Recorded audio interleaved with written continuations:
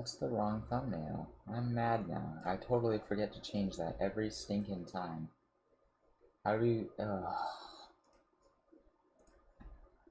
let's fix that real quick.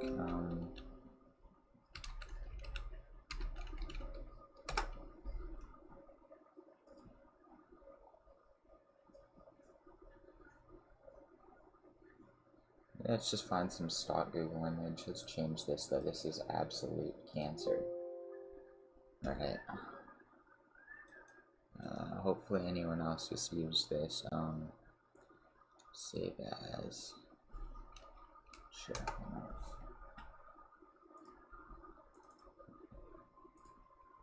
That should be better. Notification got the Fortnite icon, but hopefully the VOD will be a little bit different. Anyways, guys, today we are going to go over an official network tour and how I did it. Last stream was more of kind of a 2 in the morning version, where I was kind of dehydrated and couldn't talk properly and was playing Fortnite, of course. So we are going to actually go over it in proper and full this time, at least to the best of my remembrance, since I've done so much garbage and so much configuration that I don't even remember everything. So let's get started. So I'm gonna take you on a physical tour of basically everything. So I'm gonna stretch my webcam out real big. It's not gonna look good, but that's not what we're here for. We're gonna start off with the let's see, webcam. Basically, like I was showing last night, you have a Minecraft server, right? So I can quickly pop some light on that. And basically you can see that inside of it, it's just a normal computer. It looks like a normal computer. It looks like everything that you would see inside of one. It's got a graphics card. It's got everything. It's a render. It's a Minecraft. It's a what else was it? It's a Plex server. So interestingly enough, all the movies are not stored on this. This is just a boot drive. So all of the Plex media is actually stored over a network drive on my file server. You got an optical drive in here, just in case you need to rip more movies. See, I don't think you can see that. You got, yeah, right there. You can kind of see an optical disk drive. That's that server. Let's see if I can get this side panel on. If not, I'm not really caring too much about it. Hopefully you guys can also hear me fine. Alright, working up. Actually, no, let's talk about the UPSs. So you can see that there's just a bunch of random batteries here, right? This is because the default batteries are really small for these, and they tend to fail really quick. So what I did is I took a toy car battery, and I basically just put some little crimp connections on it, kind of stuck it on the terminals. That powers this UPS, which powers my computer, and this powers basically the entire network. So it's more of a proper battery that won't ever slip off. Working up now, you have my router, which it was originally a Microsoft Security Appliance. That's what MSA stands for. And I installed PFSense on it, and that's what I run on the hard drive inside of it. Here you have a D-Link smart switch, a 16-port switch, non-PoE, patch panel, and a PD, or a power distribution unit. Behind this this little rack panel cover thingy, you have a PoE but 10100, so not gigabit switch. You have right here, if you can see that silver thing, there's 2 hard drives inside of that are cooled by this fan. Right here you have my Synology Nas, which handles all of my files and stuff. Here you have more hard drives. This one is the Plex drive. This one is the security camera hard drive. The one on the top, I believe, is the server backup drive for all of the files, I think. I don't remember. And the one below that is a 2 terabyte for just kind of overflow, since I only have 2 terabyte drives in here. Here up top right here, you have some PoE injectors, and that goes to these this TP-Link and this Ubiquiti, what are they called?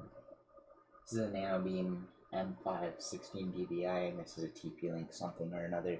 But basically, they just shoot the Wi-Fi that it creates really long distances, and you can make basically an ISP, or you can connect things really long distances, which is really nice in the case that you need to do that. I just have those up there for fun right now.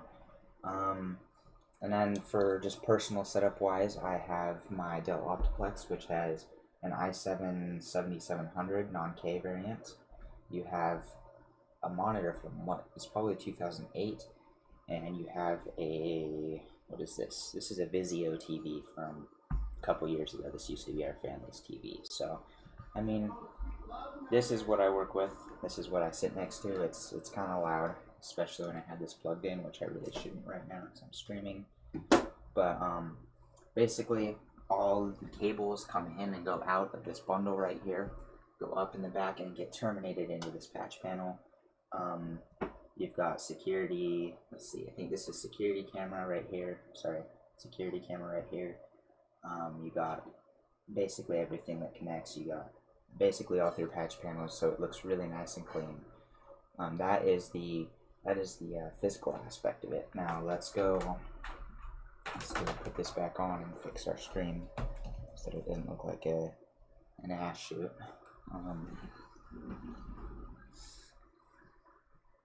Hopefully I'm not going too fast. If anyone wants to let me know if I'm going too fast, I will slow down a little bit.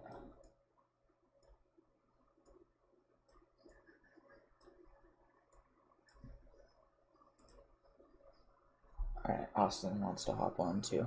It's awesome. I am so ready to do something today. Where is chat? Oh god. There's no chat apparently. That's cool. Alright, so we're gonna kinda go over what we did go over yesterday. How about this? I'll draw the network. I gotta find a place for my water. Alright, paint. Where'd you go, paint? Paint. Open? It's not. Alright. We'll just draw kind of a basic diagram of kind of my house, but not really to scale for obvious, well not obvious, but for security reasons, even though it's a public address and there's a business attached to it and XYZ. But basically, you've got rooms here. This is my room, right? This is, so let's say this is front. This is my room. Mom, Dad. Not Dan, Dad. So essentially, the internet comes in from a coax cable here. Let's draw this in a different color. The internet comes in from a coax cable on the outside of the house here, goes up and over down to the front area by where the TV is, where, let's draw equipment in green, where you have your router, right, or your modem, I'm sorry, modem is the proper term. So DOCSIS 3.0 up to 960 megabit per second. So the modem goes there, then blue will be Ethernet, how about that? Then we have an Ethernet that goes here all the way across to here, where it terminates at a box, and then continues down my wall and goes up to right here where, let's see, where my servers are, right, and my router. So okay, you get it, it's a router. Then from there it goes back down through the same Ethernet plate, right? You know, I'm gonna draw that in a different color. We'll do brown for WAN, or for LAN, sorry. Then it goes back in here. Then it goes through the wall, through the old phone lines, which were Cat5e. Goes here, loops around, goes back in, goes here, and then goes to my mom's computer through an external thing. It goes through a switch, goes to the printer over here, and goes to her computer right here.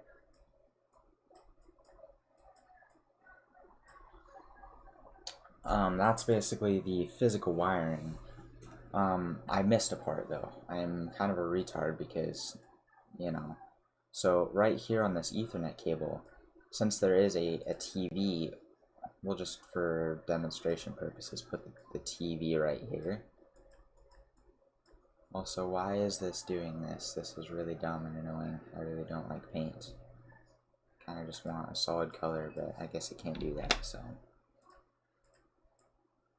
Like, wants to change whatever. Anyways, you got a TV. So what I did is, like I was explaining last night, I purchased, let's see, green is equipment. I purchased a smart switch that has the modem plugged in, has the router plugged in, but also has the TV plugged in. That's the wrong color. Cool. And basically what this does is it takes the internet traffic, it separates anything untagged, sends it to the router through here, and then it says, oh, the TV wants this, so it's tagged under VLAN, which we'll talk about later, which goes back out through here, and this switch says, oh, this VLAN goes here, and sends it to the TV. That's basically the gist of my network. Everything else, as far as I'm aware, actually, is on where's green? My UAP Pro right here. UAP-PRO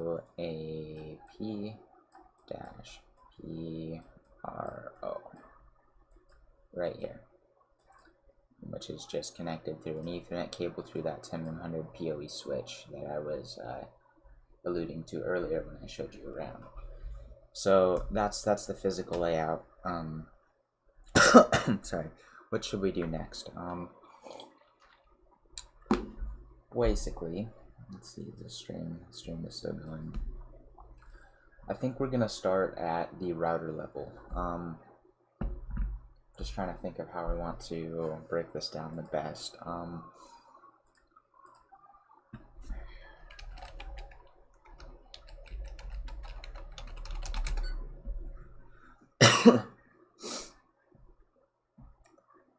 Also, with pfSense, I've been noticing lately that it has kind of been ignoring some of the rules I set, and it's kind of been delayed in applying things, and it just doesn't care about some things.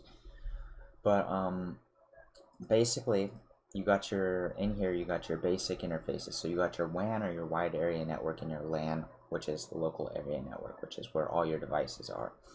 Here, don't worry about this right now. This is all VLANs, which are virtual LANs, which we'll talk about in a second. So basic firewall rules for that. WAN, this is all my port forwarding. So 5003 goes, this is for my server login page. Same with 5002, 19132 is for, this is a Minecraft server port, which goes to my Minecraft server, of course. So you have to forward all these ports.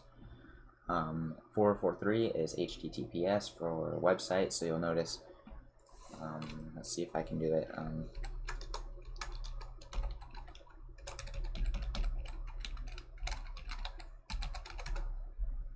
Well, I just messed that up.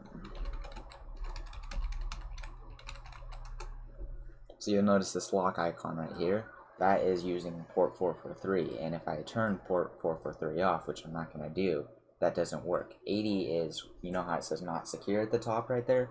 That's because it's HTTP, which is non-encrypted. I think it's Hypertext Transfer Protocol, which is, that's advanced. Then we have, let's see, where is it? There should be something to something. We got another 5003.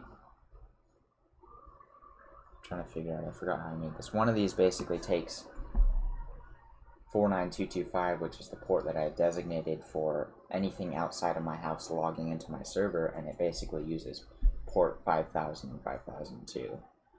You got radius, which we will talk about later because that is really cool and that is really important for a lot of things I do. Ldap is kind of the same thing, but it's more of a user-based, like schools use it for logging onto computers. Basically, when you put in your username and password, you're authenticating with an Ldap server. Or, I think it's Light Directory Access Protocol or something. I'm not sure. But basically, it's to do with directories and users and accounts and stuff. 1195, that's Openvpn, so that's how I can VPN into my house, even though it's broken right now. And 34200, what is that? That's Plex, that's my Plex server port, so that also goes to the same IP address as the Minecraft server and the other Minecraft server. So that is basic WAN rules. Now when you go to LAN, there's not much here because it's LAN, nobody cares.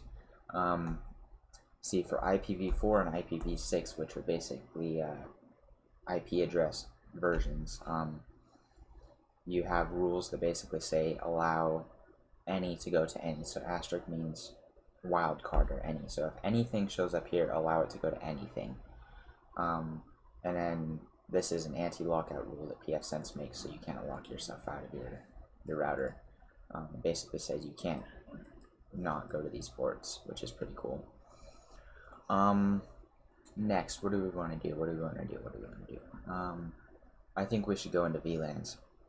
Much VLANs. Virtual LANs. They are like virtual networks. So think of if you plug your computer into like your internet essentially. You're on a network. You're on a LAN. Now think of being able to cram multiple of those LANs in the same cable and then be able to pick them out as you need them. That's kind of what a VLAN is. I don't know if there's really a good way to draw this. Let's see if I can paint real quick. Basically, you have your router, right? You have a cable, and then you have a switch, right?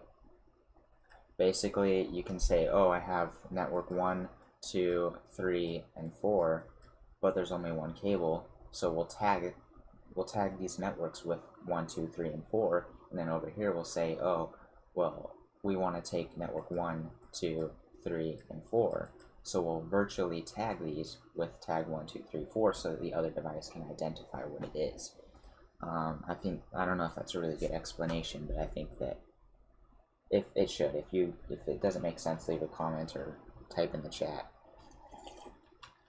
because I will figure out a way to explain it, because you're gonna learn. You have to learn this. So here you can see the tags I was talking about. You have 10, 20, 30, 40, 61, 22, 50s. These are all just tags that the switch and the router can identify. It was also a really loud sneeze that my mother did. So, trying to think of, so servers, we can start with servers. Basically you can see that VLAN tag 10 is servers. You can go over here. This is where you start creating networks. You set it to a static IP address. Anything on this network will be given an IP address in this range, right? So that's that part. CDHCP server.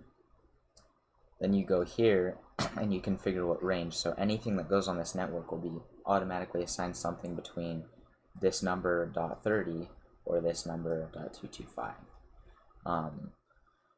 It's probably going to be past that since there's already devices on it that have DHCP leases. Let's see.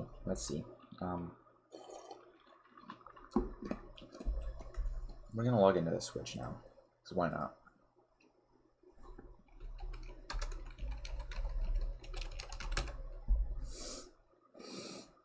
So we're gonna head it down to VLAN, and we can basically visualize now. So we can see we have the same 10, 20, 30, 40, 50, 61, and you can see the names all correspond. These are all manually entered names.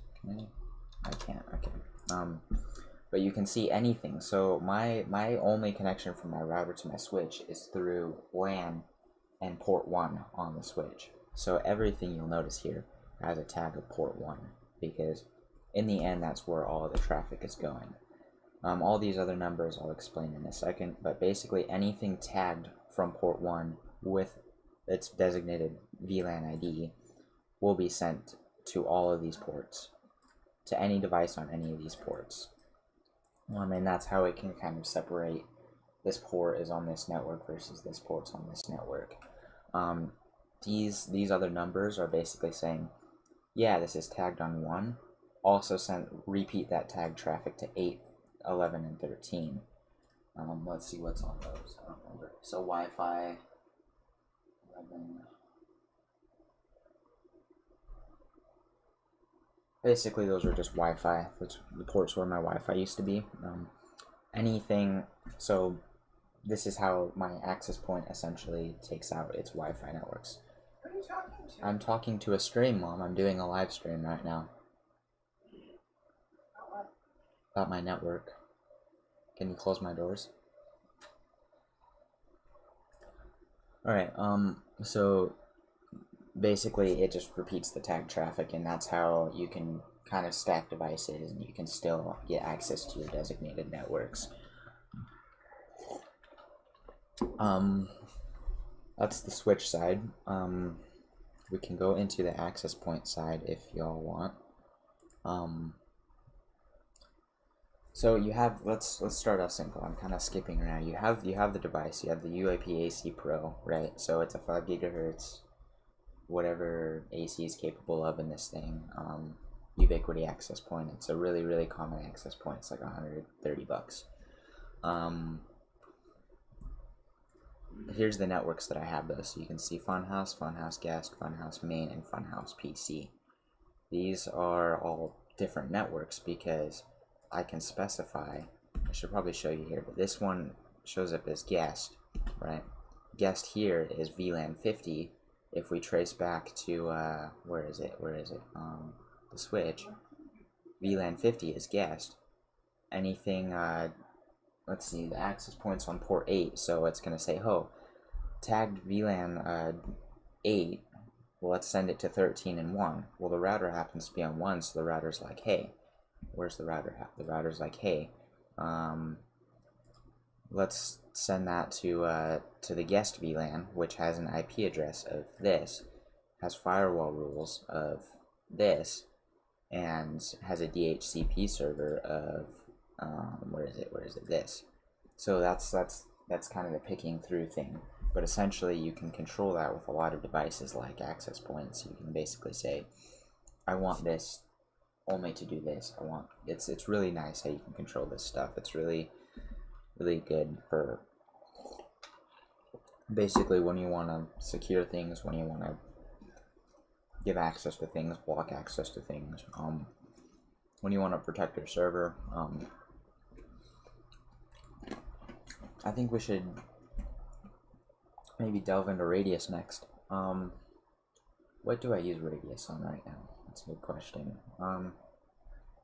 Nothing really at the moment right now, but I used to have this network, this Wi-Fi network, use a WPA Enterprise, right? Which basically goes, I called it Hello Radius because I was in a mood like that. Let's see if I can find, I forget where it is in this controller profiles, maybe. Hello Radius, yes. So basically what you're saying is go to this IP address at port 1812, password or shared secret, and this is how it authenticates users when you have that specific Wi-Fi network type. So I can come in here, let's see, I do have it open, what am I doing? I can come in here and I can go to Radius server, right? And I can go to clients and I can say, I can enable things to authenticate off my server first, and then basically, settings. It basically, any local user on my server can basically use their credentials to get on Wi-Fi, to get on computers, to get on anything here. So you have to be a user on my server in this case to get access to my Wi-Fi. And that's just another way to externally authenticate, which is pretty cool. Do we want to go into the Plex server next, or do we want to go into my file storage? So I think we're going to go file storage. Basically, right now, the server is on the server's VLAN, of course. I have a static IP address set for the server for obvious reasons. Basically, it just doesn't change. It makes it easier to find. Where is it at though? Slow Fatty is the host name, and it's on that IP address of .65.10. Basically, you can type in 6510, right? And it takes you to my website, of course, because it's a web server, right? But you can also log in through Samba, which is actually Windows. Let's see. Do I have home? I don't have home. So I'll show you how I map a network drive. This should all be pretty common for a lot of people, but if not, it's fine. So 1088.65.10/home, which is a directory, right? And it allows me to get access to my drive files, essentially. So this is what's held in my Synology drive. I got all my pictures that are basically within all of these subdirectories, and all my files and all that stuff. So it does daily backups of my photos, and it puts them here. But I can not publicly, I can access these through Samba, which is how a file server works. How I do my web hosting though, where's WebStation? WebStation right here. I can basically just say, I make a virtual host. I use, what is it? I think I use Nginx or Apache. I'm not sure what I'm using right now.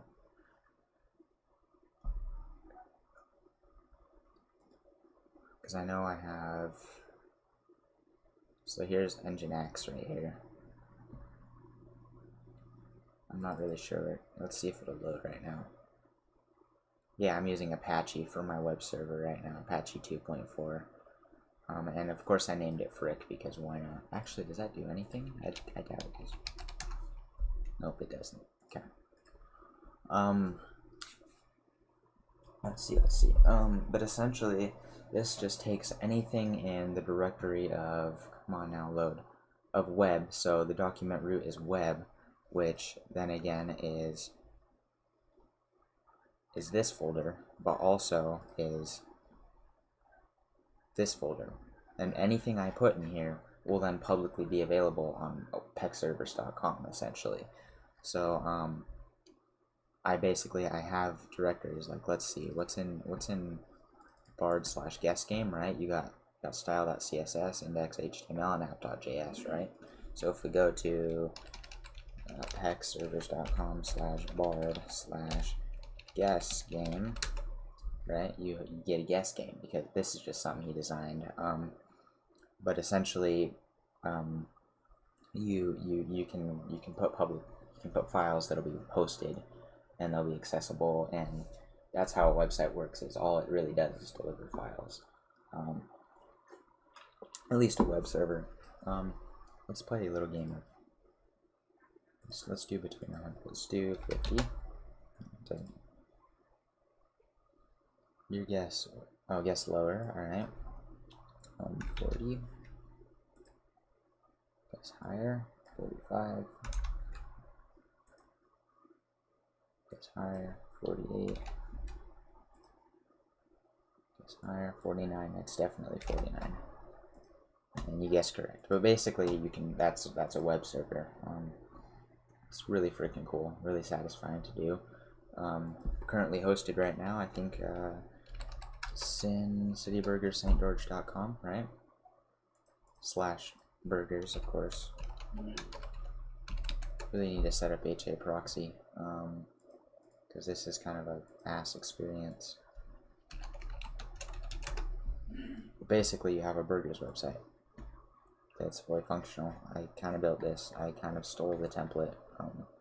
We won't get into that because, you know. But yep, it's just a website, and that's it. It's all it is a bunch of files. Now down to hello, Austin. I don't know if you can hear me or not. Oh well. The Plex server, right? So right as of now, let's do this through File Explorer because it's easier. I have a share called Plex extension, Plex ext, where I have subdirectories. I need to put these in movies. DVDs too, and Blu-ray discs and TV shows. Basically, all those when you go to Plex.tv, right? You can basically, so it's a network drive as you saw, but basically the Plex server pulls from my server that hard drive on my server, and it hosts under Plex's name that those files essentially. So I have the server name Slick Shady, of course, because why not? But I think it's broken for some reason, which is always great. Yeah, it's unavailable. Oh.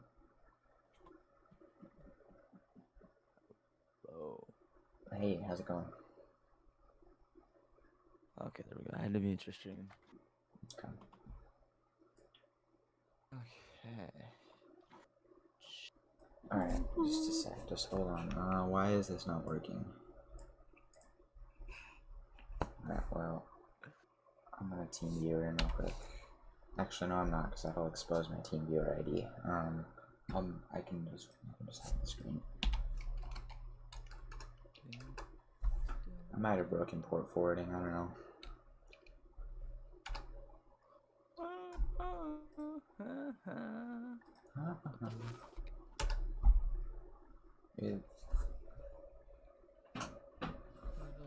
Oh, it turns out I accidentally unplugged it again. That's why the Plex server isn't working. That's cool. So, it should come online pretty soon. Sorry, Trayson, if it didn't work for that little bit. That's what happens when you are an idiot. Yep, Slick Shady's back online. So, Plex server, pretty cool. You have your libraries. You have, where even are my libraries? Yes. Basically, those all attached to network drives. How do I view this? How do I view this? Add folder. So y:/DVDs. I mapped what is it? I mapped that hard drive as Y on that computer, and now I can just basically access them like a local drive, but it's over the network, which is pretty cool. Anything else worthy of note right now before we start a Fortnite stream? I don't know. I might be missing a lot of stuff. What am I missing? Quick speed test, maybe. I don't know. So, right now I have such fast internet that my ancient router can't handle it. Actually, it'll turbo up, so it's pretty cool. Screw you, Sam140.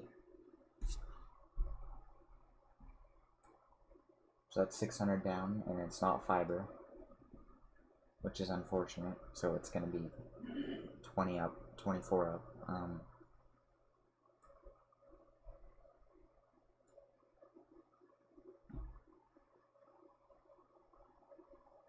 Stream might lag out a little bit. That's because the speed test is hogging bandwidth.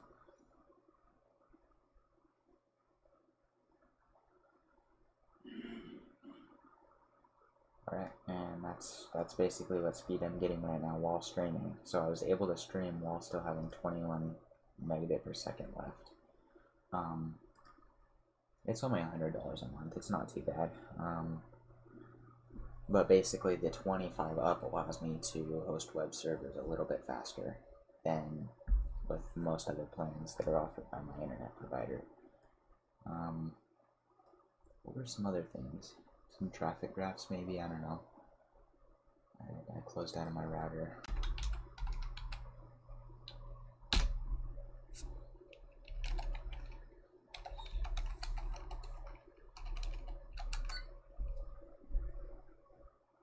You notice that beep every time someone logs in, the router itself beeps, so that's kind of cool. Status, so you can basically, in here you can see statuses of everything. Like I was showing you before, DHCP leases is a status, who is on the network, essentially.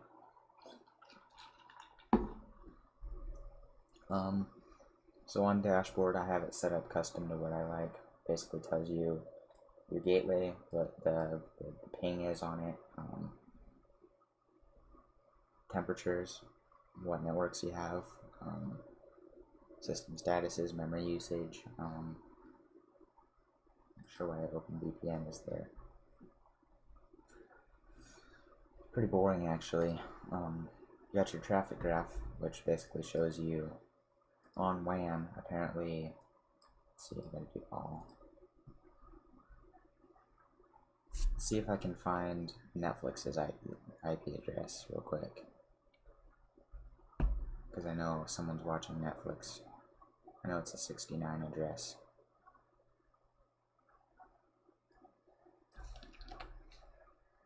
Let's see, IP lookup.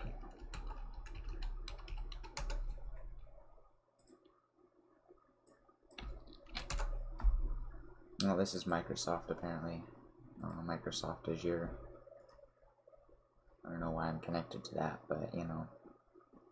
But anyways, that's you can basically control everything. That's why pfSense is great. So in the end, I mean, that's my setup. Hopefully, makes sense. If you're curious about anything, leave a comment below, or if you're still in the chat, maybe leave a chat. I can reply to that. I can make a follow-up video if you really want. That's basically it, guys. Though, thanks for joining my stream. Hope you all have a wonderful day. Austin, are we going to do a Fortnite stream next? Yes. Alright, sounds good. See you guys.